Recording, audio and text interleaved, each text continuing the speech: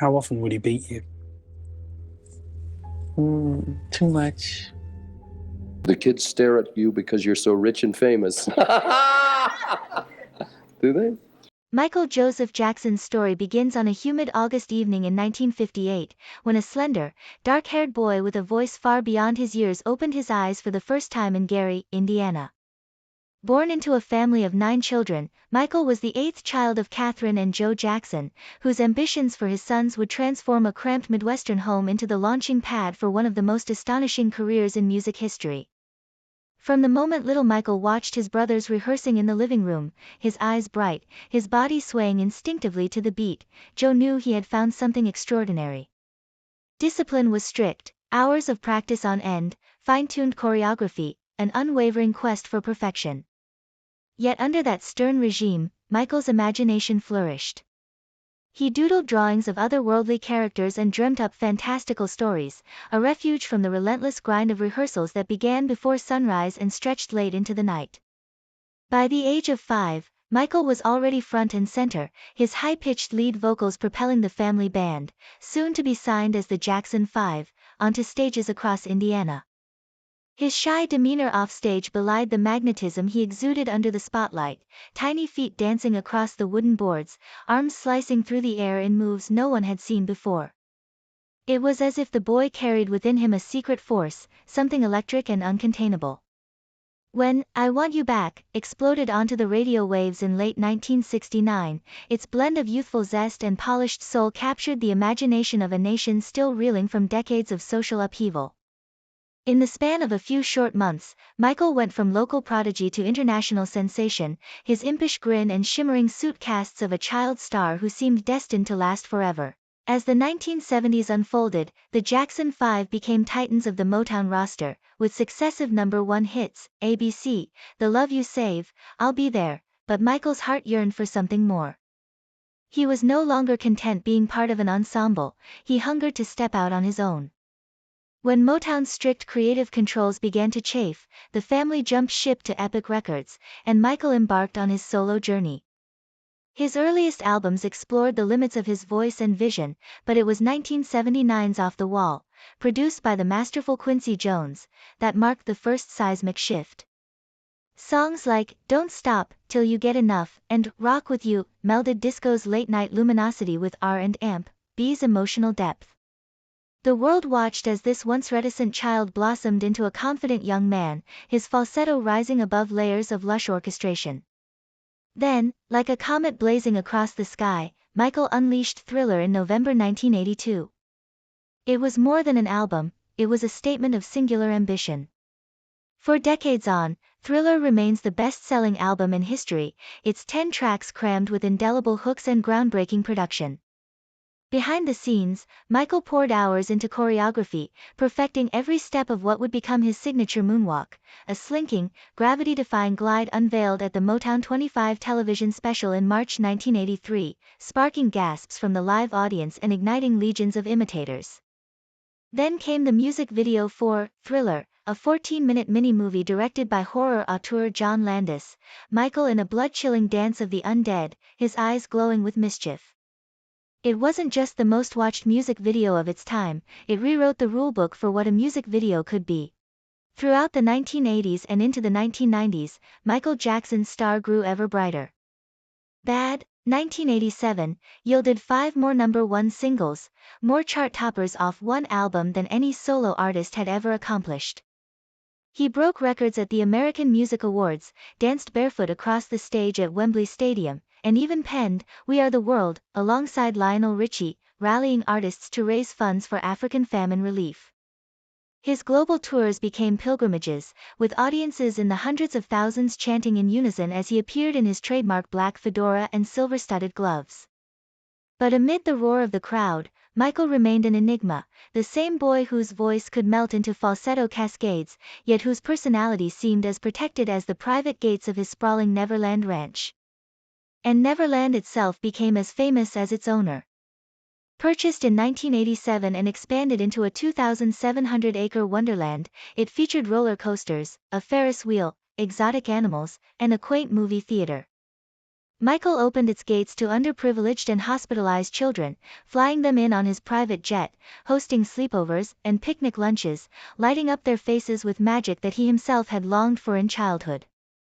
Friends and confidants described him as a gentle giant, a man-child whose soul remained tethered to the innocent joys of youth.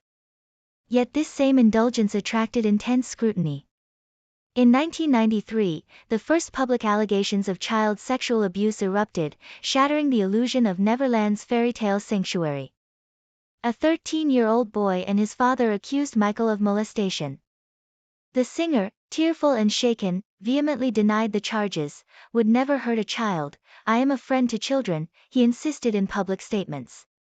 The case never went to criminal trial, settled out of court for a sum reported to be around $23 million, but the media frenzy had begun.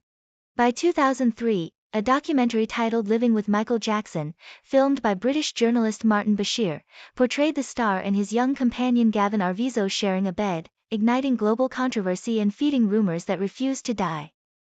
That same year, prosecutors in Los Angeles charged Michael with multiple counts of child molestation.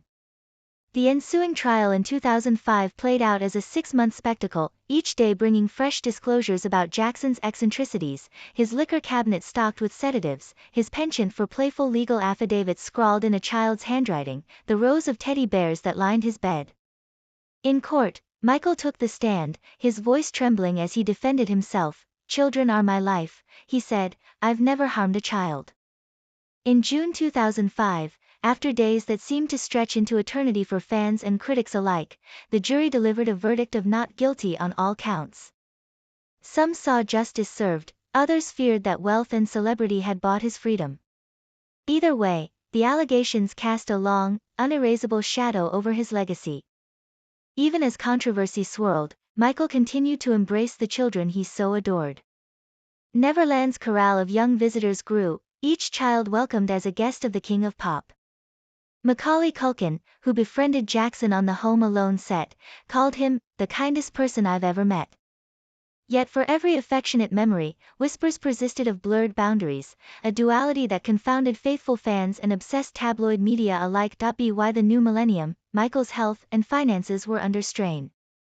He embarked on the History World Tour in 1996, weaving spectacular stage illusions, an attendant Michael vanishing in a puff of smoke, giant rotating platforms, but the rigors of touring took their toll. Album sales declined, and rumors of debt mounted. Desperate for a comeback, Michael announced in 2009 the This Is It concert residency at London's O2 Arena. 50 shows billed as his final farewell to fans. Tickets sold out within hours, the world seemed poised for a triumphant return. Then, on June 25, 2009, that return was swept away in the blink of an eye. Shortly after noon Pacific time, Michael suffered cardiac arrest at his rented home in Los Angeles. Paramedics arrived minutes later. He was rushed to UCLA Medical Center, where he was pronounced dead at 2:26 p.m. Rick Krieger, the emergency technician, later said he found no pulse, no breathing, and no response. He was only 50 years old. News of his death detonated across the globe. Fans wept outside the hospital, candlelight vigils sprouted in city squares from Tokyo to Sao Paulo, and the world's media paused in collective reverence. In the immediate aftermath, Los Angeles County Coroner Thomas Melgucci announced the cause: acute propofol and benzodiazepine intoxication. His personal physician, Dr. Conrad Murray, was accused of administering powerful anesthetics without adequate monitoring and later convicted of involuntary manslaughter.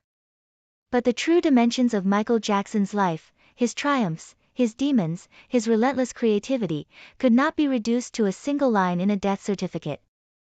Over a decade later, the enigma persists.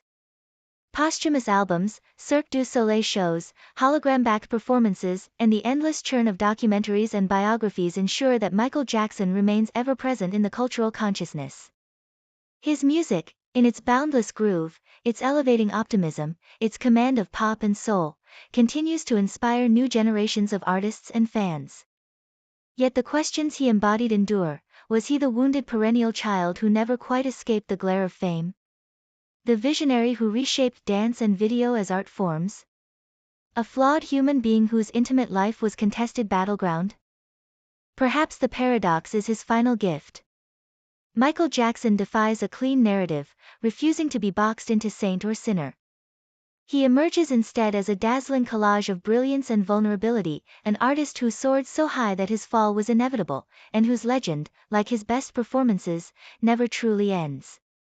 In the soft glow of Moonwalk's ghostly arc, we hear the echo of a boy whose voice still calls across the decades, inviting us back to the place where wonder and melody converge, and reminding us that, for all his complexities, Michael Jackson's heart beat, first and always, in sync with the rhythms of our shared human longing. And that's a wrap on Michael Jackson's incredible journey, his triumphs, controversies, and legacy that still moves the world. If you enjoyed this deep dive, make sure to hit that like button to show your support, and don't forget to subscribe so you never miss our next celebrity spotlights and untold stories. Thanks for watching, and we'll see you in the next video. Keep the conversation alive in the comments below.